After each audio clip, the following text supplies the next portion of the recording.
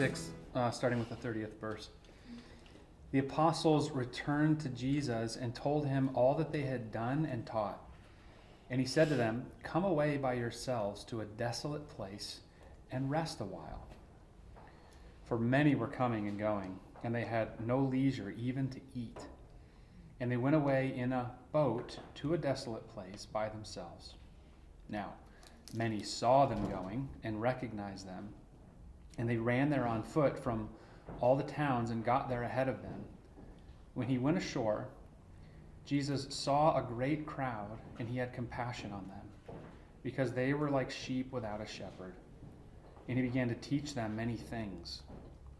And when it grew late, his disciples came to him and said, "This is a desolate place, and the hour is now late. Send them away to go into the surrounding countryside and villages and buy themselves something to eat."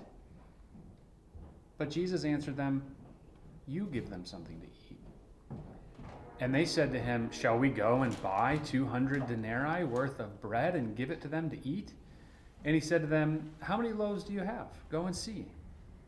And when they had found out, they said, 5 and 2 fish. Then he commanded them all to sit down in groups on the green grass. So they sat down in groups by hundreds and by 50s. And taking the 5 loaves and 2 fish, he looked up to heaven and said a blessing, and broke the loaves, and gave it to the disciples to set before the people. And he divided the 2 fish among them all. And they all ate and were satisfied. And they took up 12 baskets full of broken pieces and of the fish. And those who ate the loaves were 5,000 men. Once again in this story, we have this picture into what Jesus saw. Right here in verse 34, it says he saw the great crowd. And we have another view through Jesus' eyes, which I love. I have to be honest, if I was Jesus sitting on that boat and I saw what he saw, I would be annoyed. It says that they went away to a lonely place so that they could get a rest. They were overwhelmed by all the need, all the people who were so desperate for Jesus' attention. Finally, they're like, "We need a break. Let's get away from them."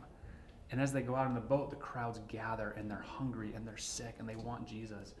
If that's me sitting in that boat and I see that crowd, I'm like, I'm annoyed. I was just trying to get away. And yet, how does Jesus feel about them? Compassion. He has compassion on them. Again, I want to see people like Jesus saw people in these stories. It's amazing. I like that. And, that compassion is the awareness these people are sheep without a shepherd. Yeah. They needed the great shepherd to step, to be there with them, to supply not only physical needs, but even more important, they didn't care about the physical needs when they're following after him. They're running because they know he can supply spiritual needs in a way that is going to meet their heart's desire. Yes, I caught that too, that the hunger is what caused them to run there on foot, and to get ahead even of Jesus and the disciples. They were so desperate and hungry to be with Jesus. And, what really stood out to me is that it's the hunger, and even Jesus' response to that hunger was to feed them and to show compassion. And that compassion is what actually becomes a catalyst for the miracle of multiplying physical food for those that came, and how he commands the disciples to feed them using the resources that were already available. When I look at these people at the beginning of the story versus the end of the story, at the beginning they're sick, they're desperate, they're running around, it's kind of chaotic. And by the end it says they are satisfied. And what changed in the midst of the whole thing? Jesus. Jesus entered the scene and he changed everything from chaos and sickness to health and order and being satisfied. And in the midst of all that, we see him holding up this bread. It says he held it up toward heaven and he blessed it and broke it. What does that remind us of? Perfect a communion picture. table. Yeah. And if you think about it, when we come to the communion table, we bring our chaos and we bring our sickness, and just experiencing him at the table brings us order and satisfaction and health in our lives. It's the same equation for us that they experienced there on the shore.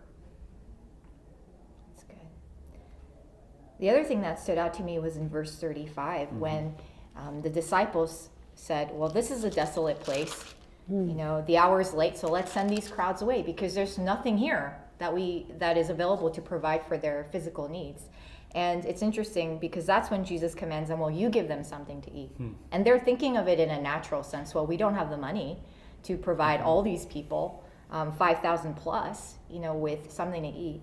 And it was really required a shift for the disciples to go beyond what was naturally there, physically impossible, to looking at Jesus, who was able to produce and to provide physically, spiritually, emotionally, in every way. I like that. I was struck right in the beginning with something I hadn't seen before, and that was this idea of rhythm. That even Jesus knew the disciples, they had gone out and they had done this hard work, and now it was time to find a place for solitude. But in God's divine economy, it got interrupted. God had something better in mind and was going to show a miracle through that. But even the invitation that Jesus knew there is a rhythm to our action and our retreat, our going to a place for prayer and refreshment, that needs to be part of our rhythm as we go about doing his work in the world. Yeah, and if Jesus did it, it kind of gives us permission to do it as well. There's one detail I think that it's really important for us to look at. It's the very last detail that Mark shows us. He shows us the leftovers. What I find interesting about two things. One, it says there's 12 baskets full. 12 is the number of tribes in Israel. Maybe it's a picture of all of God's people, right? But then if you zoom in a little bit closer to what's in those baskets, it says broken pieces. So Jesus holding up that bread, breaking it, and the leftovers are full of broken. Why did Mark include that? Maybe it's a picture that what happens at the communion table, that broken bread, Jesus' sacrifice on the cross, it's enough for all of God's people. In some sense, we all, to this day, are still eating out of those leftovers, of the broken pieces that Jesus provided for the world. And we're all satisfied. Amen. That's right. Yeah. Amen. Amen.